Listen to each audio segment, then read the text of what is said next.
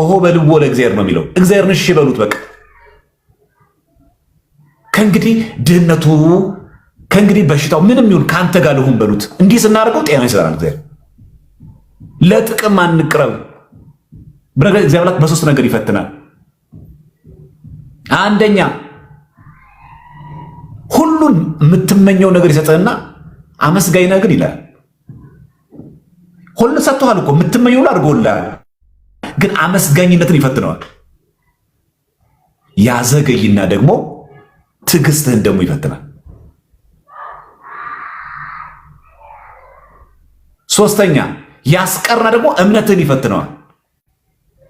ባላረግለት ሊክዳይ ነው፣ ባልፈጽምላት ልትክዳይ ነው፣ ክርበርጥሳ ልትወጣ ነው ወይስ ታማኝ ትጠብቀኛለች? ስለዚህ ሲፈጸም ራሱ ማመስገን አለብን። እሱ ራሱ አንድ የፈተና ደረጃ ነው። ሲዘገይ ነው ትዕግስታችን እያየው ነው። ታጋሽ ነሽ? እንደመፈጸምሽ ታምኛለሽ? አብርሃም እኮ ልጅ ትወልዳለህ ከተባለ እኮ ከ100 ዓመት በኋላ እኮ ነው የወለደው። በ100 ዓመት እኮ ልጅ ወለደው። በ100 ዓመት ዕድሜ ነው የወለደው። ግን እኮ ትወልዳለህ ተብሏል።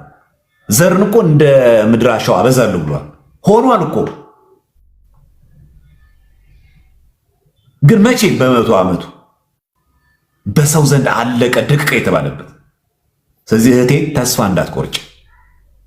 ከእንግዲህ እኮ ሰው አትሆኝም፣ ትዳርሽ እኮ ተበትኗል፣ ከእንዲህ ክሎ ዝም ብለሽ የምትኖሪም ሲንግል ማምነሽ ብሎሽ እግዚአብሔር አምላክ እንደዚህ አይተውም። ሰው አንቺ በእምነት በንጹህ ልቦና እሱ ተማጸኝ። እግዚአብሔር ዛሬም ይፈልግሻል። ዛሬም ልጄ ነሽ ይልሻል። ድንግል ማርያም ምልጃዋ አይቋረጥም።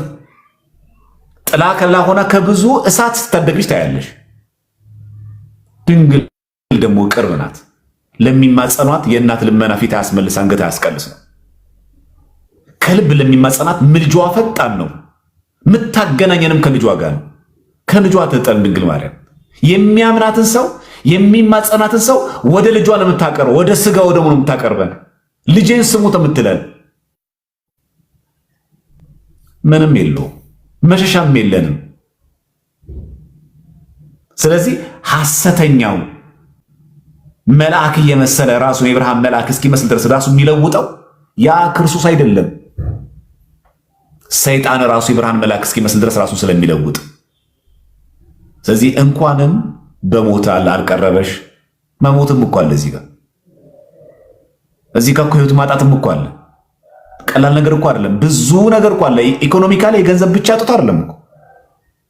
ከዚህ ምን እንማራለን? ፕሮቴስታንት እንድንሳለቅ አይደለም፣ መናፍቃ ላይ እንድንሳለቅ አይደለም። ከትክክለኛው አስተምሮ ከትክክለኛዋ እምነት ከትክክለኛው ሃይማኖት አትውጡ። ሁለተኛ ይሄ ማንቂያ ደውል ነው። ልክ እንደ ሐና ያላችሁ ራሳችሁን ግን ደብቃችሁ ያላችሁ በመናፍቃን ያላችሁ ትላንትና እዚህ ቤት ያደጋችሁ ተው እየተባላችሁ ለተለያየ ችግር ምክንያት ለገንዘብ፣ ለሀብት፣ ለስራ፣ ለትዳር ብላችሁ ክር የበጠሳችሁ ሰዎች ዛሬ ይሄ ማንቂያ ደውል ነው። ሐና አንድ መለኪያ ናት። በውሸት አትኑሩ። ጌታ በህልም ተገለጸልኝ፣ እንደዚህ በስልክ አናገረኝ፣ ትናንትና እንደዚህ ያለኝ። ራሳችሁን አታታሉ፣ ከእውነት ጋር ኑሩ። የዚህ ዓለም ገንዘብ ብናግበስ ትተነው ነው የምንሄደው፣ ይዘነው አንሄድም። አትዋሹ፣ ሊናችሁን ከራሳችሁ ጋር ኑሩ ነው። ስለዚህ እህታችን ባለሽበት ቦታ ላይ የንስሐ አባት ማታገኝ ከሆነ ኢንቦክስ አድርጊልን። እኛ እዛ አሜሪካ ካሉ ካህናት አባቶች ጋር እንድትገናኝ እናደርጋለን። የቤተክርስቲያን ልጆች በኢንቦክስ አናግሯት። በተለይ አሜሪካ ያላችሁ ሰዎች ኦርቶዶክሳውያን መናፍቃን ሊጽፉ ይችላሉ። ካሁን በኋላ ብዙ ይጽፋሉ። ካሁን በኋላ ግን አንቺ ጉዳትሽን ታውቂዋለሽ። ስለዚህ ካሁን በኋላ መጽናት። አሁን ዲያብሎስ ይተኛል ማለት አይደለም። ልታመልጩማ ወተሻላ ከሱ እቅፍ ሲያታልሽ የነበር ነቃሽበታ። ስለዚህ አሁን እንደዚህ ቁጭ ብላ አይሽም። እንድትማረሪ ተስፋ እንድትቆርጪ የተለያየ ፈተና አንቺ ላይ ያመጣለሁ። እያመለጥሽ ሆኗ ትክክለኛው ትራክ ላይ እየገባሽ ነው። ዝም ደግሞ አይልማ። ስለዚህ ይሄ ሲገጥምሽ ታዲያ ሆኜ እኮ አልተወኝም አትበይ። ክርስትና ተጋድሎ ነው። ስለዚህ ሁላችሁ አስዋት፣ በጸሎት እግዚአብሔር እርዳት፣ በቸርነታ አጠንክራት። ለቤቷ ለልጇቿ እንድትሆን አርጓት። እግዚአብሔር በምሕረት በቅዱሳን መላእክት ምልጃ ጠብቃት፣ አትተዋት ብላችሁ ሁላችሁም በጸሎት ማሰብ። እዛ ውስጥ ያላችሁ ወንድሞች እህቶች ካላችሁ ደግሞ ይሄ ለእናንተ እንደ ማንቂያ ያደርጋችሁት የምትወጡበት ራሳችሁ የምትችሉበት አድርጉ። ከቻልሽ እንደ ቫኬሽንም አድርጊው፣ እንደ ረፍትም አድርጊው። የምትችይበት ታይም ላይ ከልጅ ጋር ከባድ ነው። ጊዜው ካለ መምጣት የምትችይበት አማራጮች ካሉ ጠበል መጠመቅ ኢትዮጵያ መተሽ፣ ካልሆነም ደግሞ አሜሪካም ባለ ጠበል አውቃለሁ። የቅድስት አርሴማ ገዳም አለ አይደለ? ብዙ ጠበሎች አሉ። እዛ መጠመቅም ይቻላል። ስለዚህ ይቅርታና እኔ አሁን እኮ ማለት ነው ስቀደም ስናገር 6 ዓመት በ6 ዓመት ውስጥ ኢትዮጵያ ሄጄ እኮ ተጠምቄያለሁ። ቀይዴር የሚባለው መጀመሪያ እዚህ ባለውበት ከተማ ሄጄ በርቀት ሊያመሩቅ ሆኖ በጣም ችግር ውስጥ ሆኜ ሲያስፈራራኝ ዘልዬ በጠዋት ነው የሄድኩት ማለት ነው። እና ሚካኤል ቤተክርስቲያን በቃ እሱ ነው ምናምን ሲሉኝ ቤተሰቦችም ወደዛ ሂጂ ሲሉኝ እዛ ሄጃለሁ። ኢትዮጵያም ተጠምቄያለሁኝ። በቃ እዛው እየተጠመቅኩ ራሱ በቃ ብታይ እንጃ ብቻ እና ስቲል አሁን ድረስ አለው ያልከውን እሰማለሁ። እንዳልከው ነው። በእርግጥ የተለያየ ፈተናዎች ነው በየጊዜው የሚያመጣው ማለት ነው። በጣም በቃ በጣም እና እግዚአብሔር ይርዳኝ። እስቲ ጸልዩልኝ። ይኸውልሽ ሐና ምን ሰይጣኑ ላይ ሲፈትን አንዱ ስታልፊ አንዱ ስታልፊ ክርስትና የመሰናክል ሩጫ ነው። ለጥ ያለ መንገድ አይደለም። ክርስትና የመሰናክል ነው። አንዱ መሰናክል ዘይ አንዱ ሲዘይ አንዱን እያለ ነው የሚሄደው። ውጣ ውረድ አለው። ለምን? ይሄ ነገር ጌታችን ነው። በዓለም ሳላችሁ መከራ አለባችሁ፣ በዚህ ደግሞ ተስፋ እንዳንቆርጥ ምን አለን? አይዟችሁ እኔ ዓለምን አሸንፌዋለሁ ብሎ አጽናናን። አዲስ ነገር እንዳይሆንብን ፈተና አለባችሁ አለ። ተስፋ እንዳንቆርጥ ደግሞ አይዟችሁ እኔ ዓለምን አሸንፌዋለሁ። ምን ማለት ነው? እኔ ክርስቶስ ዓለምን እንዳሸነፍኩም እናንተ እኔን ከያዛችሁ ዓለምን ታሸንፋላችሁ ነው። ስለዚህ የሚገጥመንን ፈተና እንደ አዲስ እንዳናስበው አለባችሁ። ግልጽ ነው። በቃ አለቀ። ለምን ተፈተንኩ ማለት አይቻልም። በዓለም ሳላችሁ አለና ከባለቤቱ የበለጠ የሚያውቃል፣ ከእግዚአብሔር የበለጠ የሚያውቃል፣ ከክርስቶስ የበለጠ አዋቂ አለ፣ ከሥላሴ በላይ አዋቂ አለ አላችሁ። በቃ በዓለም ሳላችሁ መከራ አለባችሁ ነገረን በግልጽ። ግን ማለት ነው በዚህ በኩል ደግሞ ተስፋ እንዳትቆርጡ ደግሞ አይዟችሁ እኔ ዓለምን አሸንፌዋለሁ። መከራ ቢገጥማችሁ ፈተና ቢኖር እኔ አሸንፌዋለሁ አለ። ስለዚህ ሐና ከአሁን በኋላ የተለያየም ፈተና ቢገጥምሽ ለምን መጣ ማለት የለብሽም፣ ተዘጋጅተሽ። ነገር ግን ማመን ያለብሽ ያንን ፈተና የሚሰጥሽ በሙሉ አንቺ የምትወጪው እግዚአብሔር አምላክ ማናችንንም ከአቅማችን በላይ አይፈትነንም። ማንም ሰው ከአቅም በላይ አይፈተንም። ማንም ሊመስል ይችላል ከበደኝ ወገቤን የእግዚአብሔር አምላክ ወይ ምን ሆነ ነው እንደማልችለው እያወቅን ልናለን። ግን ምን ችለው የ12ኛ ክፍል ተማሪ ኢንተራንስ እኮ የሚፈተነው የሚችለው ማለት ሊከብደው እኮ ይችላል ፈተናው። ግን ለ12ኛ ክፍል የሚመጥን ነው። በደንብ ቢያጠና ኖሮ፣ በደንብ ቢዘጋጅ ኖሮ፣ በደንብ ቢቸክል ኖሮ ይሄ ልጅ እኮ ጥሩ መምጣት እኮ ይችል ነበር። ምክንያቱም ያመጡ ልጆች አሉ ጥሩ ውጤት ሳይኮርጁ መልስ አይሰጣቸው። መልስ እኮ ተሰጥቷቸው አይደለም እኮ ከራሳቸው ጥናት አንብበው እግዚአብሔር ረድቷቸው ያመጡት ውጤት። ስለዚህ 12ኛ ክፍል ተማሪ ሆኖ ይከብደዋል ካላጠና ካልተዘጋጀ። ልክ እንደዚህ ክርስቲያን መዘጋጀት አለበት። በምን? በጾም በጸሎት በስግደት በመንፈሳዊ ሕይወት ተሐራሚ ሆኖ ራሳችን አሳልፈን ከሰጠን በኋላ አይሆንም። እየጨፈር እየደነስ ከተለያየ ተቃራኒ ጾታ ጋር እንደፈለግን እየተላፋን ተመልሰን በዚህ በኩል ደግሞ አይ እኔ ዝሙት ከበደኝ። መጀመሪያ አካሄድ ማስተካከል ነው። እዛም እዚህም እያልክ እንዴት ነው ከዝሙት የምትርቀው? ስጋ ለባሽ እኮ ነህ። ስራ ፈትነህ አታነብም፣ አትጠይቅም፣ ስብከት አትሰማም፣ የንስሐ አባት የለህም፣ ቤተክርስቲያን አትሄድም፣ ቤተዘዝፈህ ነው የምትውለው። ታዲያ ሴክስ ቪዲዮ ለምን አታይም ታዲያ? መቶ ከበደኝ። መጀመሪያ አንተ ተመቻችተለት የለ እንዴ? ስንት ኑፋቄ እያለ ስንት ክደት እያለ ለዛ የሚሆን ምላሽ አንተ ከቅዱሳት መጽሐፍት እያነበብክ ከቅዱሳት መጽሐፍት ጋር ወዳጅ መሆን እየቻልክ ስንት ህይወትን የሚቀይሩ የአበው ትምህርት እያሉ እሱ ማንበብ እየቻልክ መገንዘብ። ለስሙ ቋንቋ ቆጥረሃል፣ ለስሙ ፊደል ቆጥረናል፣ ቋንቋ እንችላለን። 2 3 4 ቋንቋ ብንናገር ሰዎች አለን። የኛ ቋንቋ አዋቂነት ምን ጠቀመ? የኛ ዲግሪ ምን አረገ? ማስተርስ ምን አረገ? ካላነበብን ካልጠቀም ከቅዱሳት መጽሐፍት ጋር ካላገናኘ ሌሊቱን ሁሉ አንተ ጌም ስትጫወት ውለህ እንዴት ጠዋት ሁሉ የምታስቀድሰው?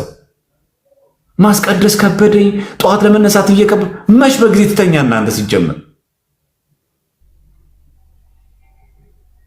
ስናፕቻት ታረጋለህ፣ ቴሌግራም ቻት ታረጋለህ፣ ቲክቶክ ቻት ታረጋለህ፣ ዋትሳፕ ቻት ታረጋለህ፣ ፌስቡክ ላይ ቻት ታረጋለህ። ምን ቻት ማታረገው ነገር አለ? አንተ የምተኛው 6 ሰዓት 7 ሰዓት 8 ሰዓት ነው። እንዴት ነው ጠዋት የምትነሳው? እንዴት ነው ውዳሴ ማርያም ደግሞ አጭ የራሳችን ስንፍና ይዘመተን ጠዋት እኮ መጾም ከበደኝ፣ ጠዋት እኮ ውዳሴ ማርያም አንተ ሲጀመር የት አለህና? የራሳችን ስንፍና ነው ለዲያብሎስ መግቢያ የሚያደርገው እና ቀን የምትፈልገው አይነት ኳስ ጨዋታ ሲሆን እንዴት ነው የምታደርገው? ስልክን የምታይበት ታይም አለ። ተመስጠህ እኮ አንተ በኳሱ ስልክን እኮ የምትበላ እኮ ጎረምሳለህ። አጅሬ ሌባ መስ ወስዶብህ አንተ ያለው ልብ ኳስ ላይ ነው። ዛትማች ተመስጠህ ውዳሴ ማርያም የጸለይ ግን ስልክ ሲጮህ ልብ እንዲጮሃል እስከምትጸልይ እንኳን ልታገስ። አሁን ጸሎት ነኝ ከጸሎት የሚበልጥ ነገር የለም እንኳን አትልም። ልክ ትልቅ ስልክ የምታወራ እንደው ሀገር የሚቀይር እንደው ህይወት የሚቀይር ስልክ የምታወራ ይመስላል። ይሄኛ እኮ ችግር። ስለዚህ በሰይጣን እያሳበቡ መኖር ተገቢ አይደለም። መኖር ያለብን ለመኖር ነው። ለምን? በትክክለኛ ስንመሰጥ የምናደርገውን ነገር ስለምናውቅ ጊዜ የለኝም ብታይ ጠዋት ስራ ገባለሁ፣ ማታ ስራ ገባለሁ፣ ከዚህ በኋላ እንደዚህ ያደርጋለሁ፣ ከዚህ ቀጥሎ እንደዚህ ያደርጋለሁ። አንተ ቲክቶክ ላይ ያለው እንደዚህ ስክሮል እያደረክ እኮ ታክሲ ውስጥ ቆየ አንድ ፔጅ እኮ ማንቆ ትችላለህ። ለምሳሌ የቅዱስ ዮሐንስ ወንጌል የሚያነብሰው የዝሙት ጾር አይፈትነውም። ካለበት ነቅሎ ያወጣላታል።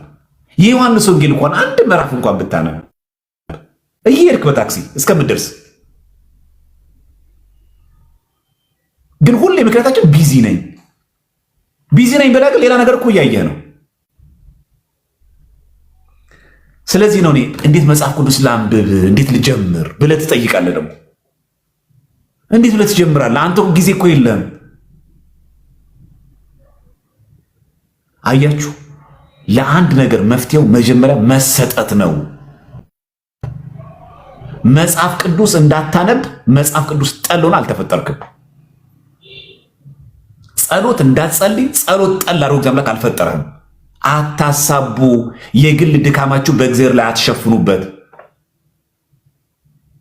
ራሳችሁ ልክ እንደተረገመ ፍጥረት አትዩ። የራስ ድክመት ግን አለ። ከሰው የለየ የራስ ድክመት ነው እንጂ እግዚአብሔር አንተ እንዳትጸልይ ሌላው ኪዳን አድራሽ አድርጎ አልፈጠረም።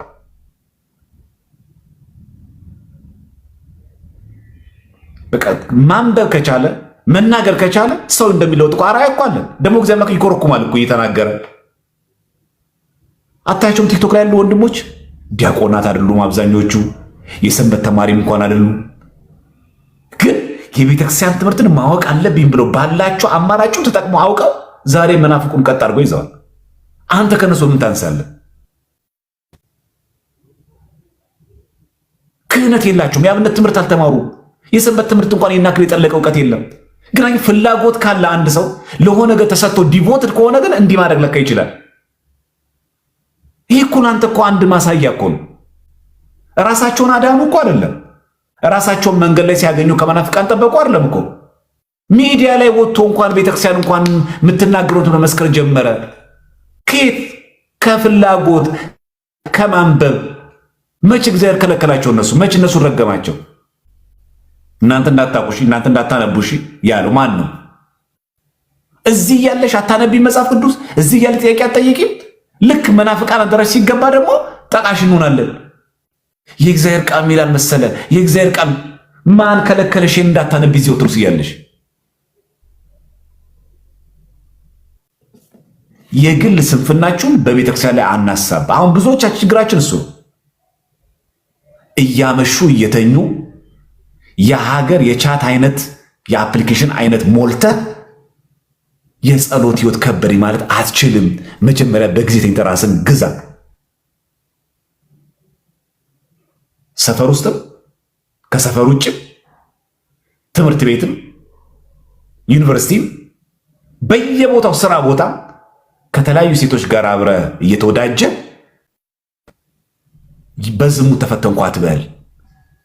መጀመሪያ ራስን ጠብቅ።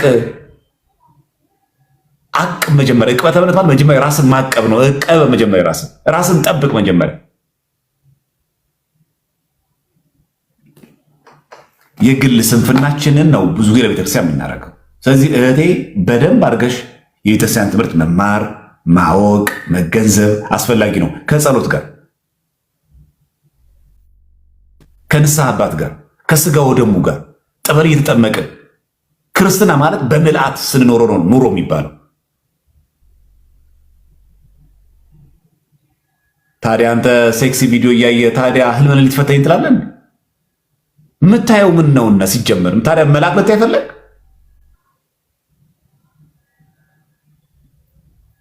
ለዚህ ነው ያዕቆብ በመልእክቱ ምን አለ? ሰው እግዚአብሔር ይፈትነኛል አይበል፣ በገዛ ምኞቱ አይደለም የሚለው ይፈተናል። ምን ማለት ነው? አንተ ስጋዊ ፍላጎት ስለማያልቅ በዛ በማያልቀው ፍላጎት ነው የምትፈተነው። ቆንጂዬ ሴት አትለፈኝ የሚል እሳቤ ስላለ በዛ ነው የምትፈተነው። እግዚአብሔርም እየፈተነ ያለው በገዛ ምኞቱ ይፈታ ማለት ያ ነው። ሲጀመርም ፍላጎት ያ ነው። ገንዘብ በጣም ስለምትወድ ለገንዘብ ሲሆን ወንድምንም ጭምር ረግጠው ገድለው ስለምትሄድ በዛው በገንዘብ ትፈተናለህ። ለዚህ ነው ጌታም መዝገባችሁ ባለበት በዛ ልባችሁ አለ ያለው። ለኔ ቢጤ ስጡ መጽውቱ ለተቸገረ ማለት ምን ማለት ነው? ስትመጸውቱ የምትመካበት ባንክ ቤት ምናምን ሰው ዘንድ የለም ብር። ለኔ ቢጤ ሰጠ መዝገብ ያለው በሰማይ። ስለዚህ ልባችሁም በዛ ይሆናል። አንድ ቤት ንግድ ባንክ ያስቀመጠ ሰው ልቡ ያለው ንግድ ባንክ ላይ ነው። ንግድ ባንክ የሆነ ነገር ሆነ ሲባል ይደነግጣል። ለምን? ብሩ ዛላ መዝገቡ ባለበት ልቡ አላ። መጀመሪያ መሻታችን ነው ጤናማ መሆን ያለበት ክርስቲያኖች። ለዚህ ነው ያዕቆብ በመልእክቱ እግዚአብሔር ይፈትነኛል አይበል ማንም ነው የሚለው። የሚፈትነው ማን? በገዛ ምኞቱ። አትረካማ አንተ። ፍላጎት በጣም ብዙ ነው፣ አያልቅም። ኢጎ አለብህ። ሴት ሲያተራምሱ ጓደኞች ስታይ አንተ ማተራመስ ያምርሃል፣ በዛው ትፈተናለህ። አንተ በገዛ ምኞትህ ገደብ የለውም። ጓደኞቼ ናቸው ከተለያየ ሴት ጋር ያድራሉ። እኔ ግን ክርስቲያን ነኝ፣ ኦርቶዶክሳዊ ነኝ፣ ቤተክርስቲያን አትፈቅድልኝም። እኔ መያዝ ያለብኝ አንድ ፍቅረኛ ነው፣ አንድ ጓደኛ ነው ማለት ትችል ነበር። የእነሱ ምኞት ተጋብቶብህ አንተም የሰለጠንክ መስሎ ታተራምሳለህ። ስለዚህ የዝሙት መንፈስ ይጸናወታል። ለምን? በማን ተፈተን? በገዛ ምኞትህ። ማን ከለከለ? አንድ ቴዋን ለመያዝ እህቴም ሴቶችም ልክ እንደዚህ ነው ችግሩ። አላማሽ ታዋቂ ሰው ለማግኘት፣ አላማሽ ገንዘብ ያላቸው ወንዶች ለማግኘት፣ ሀብታም ወንድ ለማግባት ስትፈልጊ በዚህ ምኞት ትፈተኛለሽ። ጥያቄ ያለው ይሄ ሰው በገዛ ምኞቱ የሚፈተነው። ለዛ ነው ስብከት አይጥማትም፣ ትምህርት አይጥማትም። ገር የዋ ሰው ጥላ ነው የምትሄደው። የእሷ መስፈርት ገንዘብ ነው። ገንዘቡ ደግሞ ሲገዳት ደግሞ ታያላችሁ። መልክና መልክ እኮ ይጋባል። ቆንጆና ቆንጆ ተፈላልኮ እኮ ይጋባሉ። የተጋቡት እኮ ባልና ሚስት አይደሉም። መልካና መልካቸውን ሲረግፍ እርጅና ሲመጣ ከዛ መካዳት ይመጣል። ገንዘብና ገንዘብም ይጋባል። ገንዘቡ ሲተው ይከዳዳሉ፣ ይቀራል። ዝናና ዝና እኮ ይጋባል። ዝናው ሲከዳዳ ሁለቱም እኮ ይጣላሉ። ስናፈቅር ሚዲያ ላይ እንናገራለን። ሻይ ቡና ስንል ሚዲያ ላይ እንናገራለን። መከረኛ በርገር ስንበላ ብርቃችን ነው፣ ሚዲያ ላይ እንናገራለን። ፎቶ እናነሳለን፣ እንልካለን፣ እናስቀናለን። በርገርን ብርቅ ሆኖ፣ ፒዛን ብርቅ ሆኖ፣ ክትፎ ብርቅ ሆኖ እኛ ምን ብርቅ የሚሆንብን ነገር አለ? ከቆንጆ ሴት ጋር አብሮ ሲራመድ አካሄዱ ሁሉ ይቀየራል። ከመልአክ ጋር የሚሄድ ነው የሚመስለው። ከሆነ ታዋቂ ሰው ጋር አብራ ስትታይ ሌላ አክት ነው የምታሳየው። ከማን ጋር የቆሙ ይመስላችኋል? ከሆነ መልአክ ጋር እኮ አለ የሚቆሙት። ሰው ናቸው፣ ተሰባሪ ናቸው። የሚመካ በእግዚአብሔር ይመካ ነው የሚለው ቃሉ። እንደዛ ነው የሚለው። የሚመካ በእግዚአብሔር ይመካ እያለ እኛ የምንመካው በእግዚአብሔር ነው? ሪል ነው አይደለም። መመኪያችን ሌላ ብዙ ነገሮች አሉ፣ ብዙ ባዕዳን ነገሮች አሉ። ስለዚህ እይታውን በትክክል ማስተካከል ያስፈልጋል። ሰው ለዚህ ነው ያዕቆብ በገዛ ምኞቱ ነው የሚፈተነው። ወደ ምንፍቅናም ሰው የሚገባው በገዛ ምኞቱ ነው። ሀብታም ትሆናለህ፣ እንደዚህ ትሆናለህ፣ እንደዚህ ትሆናለህ ሲባል ያችን መሻቱን ፈልጎ ይመጣል። አንድ ታሪክ ልንገራችሁ። እዚህ ነሐሴ 14 ላይ ስንክሳር ላይ አለ፣ የባለፈው ማለት የእመቤታችን ፍልሰታ ጾም ላይ ነሐሴ 14 ላይ አንድ ፈለስኪኖስ የሚባል አይሁዳዊ አለ። ይህ አይሁዳዊ በክርስቶስ ስቅለት አያምንም፣ በክርስቶስ ሞት አያምንም፣ በክርስቶስ ውልደቱ አያምንም። ገላ ይመጣል ብሎ ነብዩ የሚያስበው አይሁዳዊ ነው፣ ማያምን ሰው ግን በጣም የሚገርማችሁ ባለጸጋ ነው። ስንክሳር ላይ አለ ፈለስኪኖስ። በግብፅ ኮፕቲክ ስንክሳር ላይ አለ አንድ፣ በአረብኛ የተጻፈው ራሱ ቅጅ ላይም አለ፣ በፈረንሳይኛ ቋንቋ ላይ ጭምራል። ይሄ ታሪክ ለሚፈልግ ሰው ሊንኩን ልክላቸዋል። ፈለስኪኖስ ነው የሚለው ቃሉ። ሰውየው ስሙ ፈለስኪኖስ አይሁዳዊ ነው፣ ግን ባለጸጋ ነው። ምን ያክል ሰው በገዛ ምኞቱ እንደሚፈተን ተመልከቱ። ይህ ስንክሳራችን ላይ ያለው ነሐሴ 14 ላይ ያለው ፈለስኪኖስ እጅግ ባለጸጋ አይሁዳዊ ነው። ሁለት ክርስቲያኖች ግን አዩት እሱ። እኛ ክርስቲያን ነን፣ በወልድ ውሉድ በክርስቶስ ክርስቲያን የተሰኘን ነን። እኛ ድሃ፣ እሱ ባለጸጋ ነው።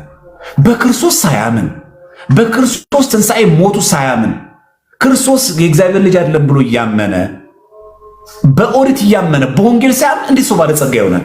ለምንድነው ድሃ የሆን ነው? ይሰማል? ወርዶ ፌዝ ይሰማችኋል? የእናንተ ጥያቄ እዚህ ጋር የጠየቃችሁ ወርዶ ፌዝ ጉዳዩን ሁሉ በገንዘብ መተመን። ከዛ ለአንዱ ክርስቲያን ነገረው፣ ለጓደኛው ምን ብሎ ነገረው? እኛ ለምን ድሃ ይሆን ነው? ክርስቶስን ያመነ ክርስቲያን ሆነ የኔ ቢጤ ምንም ነገር የለም። ይሄ ሰውዬ ግን ተመልከተው ሀብታም ነው፣ ባለጸጋ ነው። ከዛ አንደኛው ክርስቲያን ምን አለ? መከራ ያሳጣና ተው ወንድሜ፣ እኛ ክርስቲያኖች ነን፣ የዚህ ዓለም ገንዘብ ሀብቱ ይጠፋል ብሎ ነገረው። በፍጹም ጭራሽ ይላል ራሱን እስከ ማጥፋት እስኪደርስ ድረስ ሰው በገዛ ምኞቱ ነው የሚፈተነው። ስንክሳር ነሐሴ 14 የኮፕቲክ ሰነክስረም የግብፅ ስንክሳር ላይ ነሐሴ 14 በፈረንሳይኛ የተጻፈው በአረብኛ የተጻፈው ራሱ ነሐሴ 14 ላይ አለ ቃሉ። በጣም ጎመጀ፣ በጣም ተመኘ፣ ሳሳ በጣም። ከዛ ያንን ጓደኛው የሚመክረው ምክር ትቶ ያኛው ሄደ። ጭራሽ ራሱ ያጠፋል። ለገንዘብ ካለው ምኞት የተነሳ አናገረው። ሄዳ አይሁዳዊ፣ አንተ ፈለስኪኖስ አይሁዳዊ፣ አንተ ጋር ተቀጥሬ መስራት ፈልጋለሁ አለው። እንዴ እኔ እኮ አይሁዳዊ ነኝ፣ በክርስቶስ እኮ አላምንም። አንተ ደግሞ ክርስቲያን ነህ፣ በክርስቶስ ታምናለህ። እንዴት ነው አብረን የምንሰራው አለው። አይ ክርስቶስን እክድልሃለሁ አለው። አይገርም? ሰው በገዛ ምኞት ሲመጣ እንደዚህ ያደርጋል። ዛሬም እኮ እንተዋወቃለን። ስራ ለመቀጠል ብሎ ክሬ የበጠሱ ሰዎች አሉ፣ እናውቃለን። የስራ ሂደት ባለቤት ትሆናለህ፣ የዚች ቀበሌ ሊቀመንበር ትሆናለህ፣ ከንቲባ ትሆናለህ፣ ሚኒስትር ትሆናለህ ተብሎ ክሬ የበጠሱ ሰው እንደሆነ እናውቃለን። ምንም ክብደት የለውም፣ ግልጽ ነው በጣም። ለወንበር ይከዳል እግዚአብሔር። ማን ያከደዋል? ለትዳር አጋር ብሎ ይከዳል። ሀብታም ሴት ለማግባት ሀብታም ወንድ ለማግባት ብላ ለዝነኛ ሰው ተብሎ ክር ይበጠሳል። ሆድ ለመብላት ብሎ እግዚአብሔር የሚክዳል። በጣም ብዙ አይነት ነው። ፈለስኪኖስ ግን የገጠመው ይሄ ነው። ከዛ ምን አለው? የምር ክርን ትበጥሳለህ አለው። አዎ። የምር ክርስቶስን ትክዳለህ? አዎ ክዳለሁ። በል ሄጄ ለአይሁድ መምህራኖቼ ልንገራል። አይታችኋል ፈለስኪኖስ እንዴት ብልጥ እንደሆነ። ሄዶ ለአይሁዳ መምህራን ነገራቸው፣ ለምኩራብ አለቆች። እናንተ እኔ ክርስቲያን ነኝ፣ ምኖረው እዚህ እስክንድር ነው። እስክንድሪያ ማለት ግብፅ ውስጥ ማለት ነው። ምኖረው እስክንድሪያ ነው። ይሄም ነገራችን ታሪክ የተከናወነው በብፁዕ ወቅዱስ ፓትርያርክ የነበረው ቴዎፍሎስ ዘመን የሆነ ነው። እኔ ክርስቲያን አይደለሁም፣ እኔ አይሁዳዊ ነኝ፣ ምኖረው በዚህ በእስክንድሪያ ነው። ፓትርያርኩ ደግሞ ቴዎፍሎስ ይባላል። እኔ አይሁዳዊ ሆኜ በምኖርበት በዚህ ሀገር በእስክንድሪያ ግን አንድ ክርስቲያን መጥቶ ከአንተ ጋር ልስራ፣ ክርስቶስን እክድልሃለሁ፣ እንዳንተ አይሁዳዊ እሆናለሁ አለኝ። ምን ላድርግ አላቸው። ምን አሉ አይሁዳውያን? ችግር የለውም። እንግዲህ ያሉት ችግር የለውም አንተን ብሎ መጥቶ በአይሁድ እምነት የሚያምን ከሆነ ችግር የለውም አምጣው አሉት። መጣ ያ ክርስቲያን ድሃው፣ ስሙ አልተገለጸም። ለምን ያልተገለጸ ይመስላችኋል? ከስሙ ይልቅ ድርጊቱ ላይ እንድናተኩር ስለተፈለገ ነው። ግለሰቡን ተወው፣ መጀመሪያ ከታሪኩ ግን ተማር። ከዛ አይሁዳውያን የክርስቶስን ስነ ስቅለት አመጡ። ስዕሉ በላንተ ክርስቲያን ነህ ወይስ አይሁዳዊ ሆኛለሁ? ክድሃል ክርስቶስን? አዎ። መሰቀሉን፣ መሞቱን፣ መራቅ መተፋቱን ክድሃል? አዎ ክጃለሁ። ከኛ ጋር ከአይሁዳውያን ጋር አብረህ ትሰራለህ? አዎ። እንካ በል ጦር ያዝና ስለ አድኖን የክርስቶስን ስቅለት ውጋው። ጦሩ አይብህ ጎኑን ውጋው አለ። ካደው ክርስቶስ እንደዚህ ብለህ አልተሰቀልክም አልሞትክልኝም ብለህ ሎቱ ስራ ካደው አለ። ጦሩን አመት ተቀበላቸውና ሊወጋው ሲወጋው ከስዕሉ ላይ ደምና ውሃ ፈለቀ። የእግዚአብሔር ስሙ የተመሰገነ ይሁን። ደምና ውሃ ፈለቀ። እዛ የተሰበሰበው ያ ክርስቲያን አጭበርባሪው ክሩ ሊበጥስ የነበረው አይሁዳዊ ፈለስኪኖስ አይሁዳን በሙሉ ተጠምቀው ክርስቲያን ሆኑ ይላል። ከዚህ ስዕል ላይ ወጥቶ ስንክሳር ላይ ገብቶ ተመልከቱ። ሰው ራሱ ለማጥፋት እኮ የደረሰ ሰው ነው የክርስቲያን። አየህ እግዚአብሔር እንዴት እንደሚያደርግ። ክደው ስትሄድ አንተን አይደለም ሊያስክዱ የተመኘውን ቦታ ጭምር ሰዎችን ያመጣቸዋል።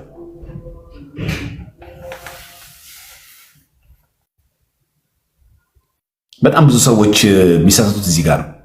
ማያውቁት ነገር ቢኖር ይሄ ነው። ደነገጡ። የማያልቅ ከዛ ያ አይሁዳዊ ከሚፈሰው ደምና ውሃ ከስዕሉ ደም ወስዶ አይነ ስውር ላይ ሲያደርጉ አይነ ስውሩ በአይኑ በራ። ስንክሳሩ ላይ ይሄም ነገራችሁ ታሪክ በሙሉ ሰው ምን ይፈታል? በገዛ ምኞቱ ሀብታም ለመሆን ጋር ነው ሀብታም ጋር የተጠጋው። ክርስቶስን ክዶ ነው ወጋው። ሲወጋው ግን ከስዕሉ ደምና ውሃ ፈለቀ። ዛሬም ክርስቶስን እየወጋ ነው።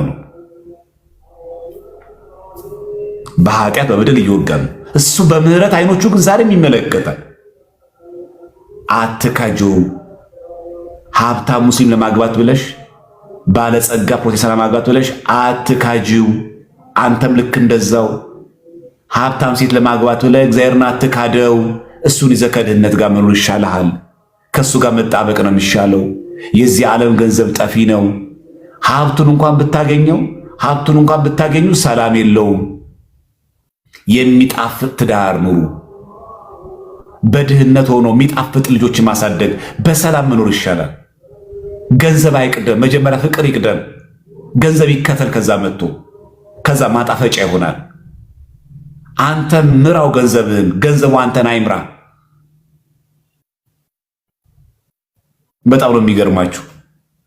ይሄንን ማረግ ከቻልን በገዛ ምኞቱ ሰው ሲፈተን ለዚህ ታልፎ ይሰጣል። ስለዚህ ጠዋት መጸለይ ከበደኝ፣ የገዛ ምኞትን አስተካክል። ቀንህን አሬንጅ አርግ። የፕሮግራም መርሃ ግብር ሰው ሁን። ከተለያየ ሴት ጋር እወጣለሁ፣ ዘሙታለሁ፣ እንዴት አድርጌ ልተው? መጀመሪያ ራስን አስተካክል። ገድብ። ዝም ብለህ ከ30 ጋር ዝም ብለህ በስልክ አታውራ። ገደብ ይኑር፣ ልክ ይኑር።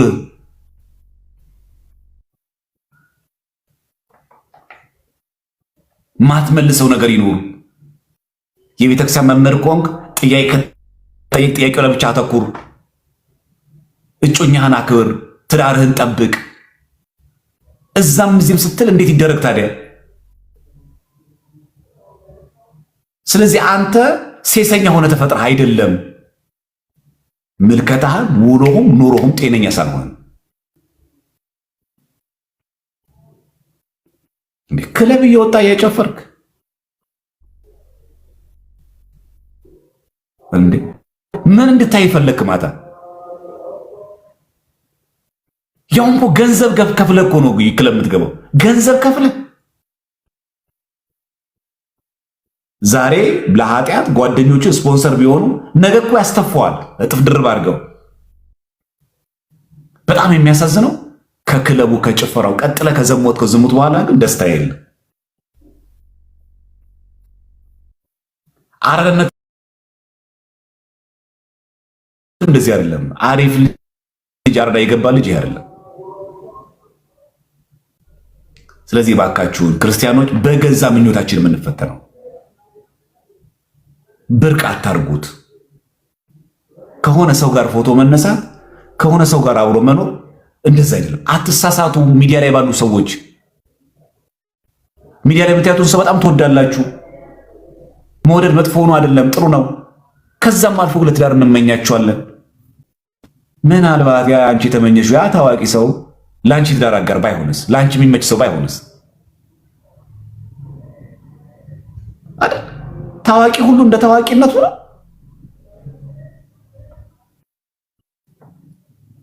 አልደነገጣችሁ? የደነገጣችሁ ሰው የለም? አርቲስት ሆኖ ምናምን ታዋቂ ሰው ሆኖ በጣም ዝነኛ ሆኖ በጣም የምትወዱት አርቲስትም ሴትም ሆና የሱ ፋም እኮ ናት የምትባል ህይወቷና ሚዲያው ማይገናኝ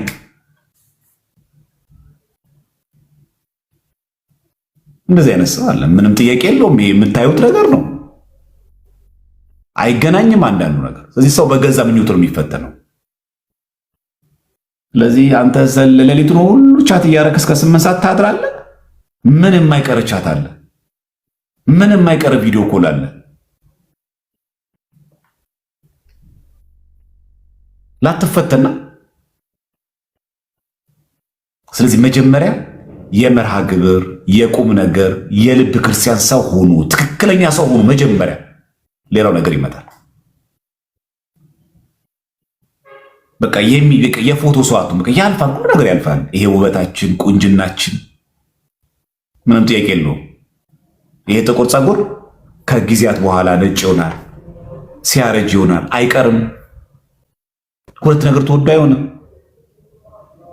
ይሄ እንደዚህ የታየ ሰውነት ነገ ይሸበሸባል፣ አይቀርም። ሰውነን ዝና እንደዚህ አይቀጥልም። ይሄ ውበትሽ ነገ እንደዚህ አይቀጥልም። አንድ ልጅ ስትወልጂ ያ ነገር ይረግፋል። አትመኪ በጉልበትሽ፣ አትመኪ በውበትሽ፣ አትመኪ በገንዘብሽ። የሚመካ በእግዚአብሔር ይመካ። አንተም በምትነዳው መኪና አትመካ፣ በምታሽከረክረው መኪና አትመካ፣ በሰራው ቤት አትመካ፣ ባለህ ደግሞ ዝም አትመካ። ፌመስ ነኝ ብለህ አትጎርር። አንተ እስኪ ስኒከር አድርገህ የምትዝናናበት የምትዘንጥበትን ጥቁር መነጽር ማንም ያደርገዋል። ብርቅ አይደለም ጥቁር መነጽር፣ ብርቅ አይደለም መኪና፣ ብርቅ አይደለም ቤት፣ ብርቅ አይደለም ልብስ፣ ብርቅ አይደለም ጫማ። ማንም ያደርገዋል። ምናልባትም ያ አንተ የምትመጻደቅበት መጥፊያ እንዳይሆን መጠጥ እያልክ ብርጭቆ ውስጥ ገብተህ መጠጥ መጥፊያ እንዳይሆን ይህንን ከልብ አደራ ለማለት ፈልጌ ነው። በሃና ሀሳብቤም ለመናገር ስለፈለግኩ ነው። እግዚአብሔር ያክብርልን ሃና። እግዚአብሔር ካንቺ ጋር ይሁን በእውነቱ። አሜን። አመሰግናለሁ ዘማ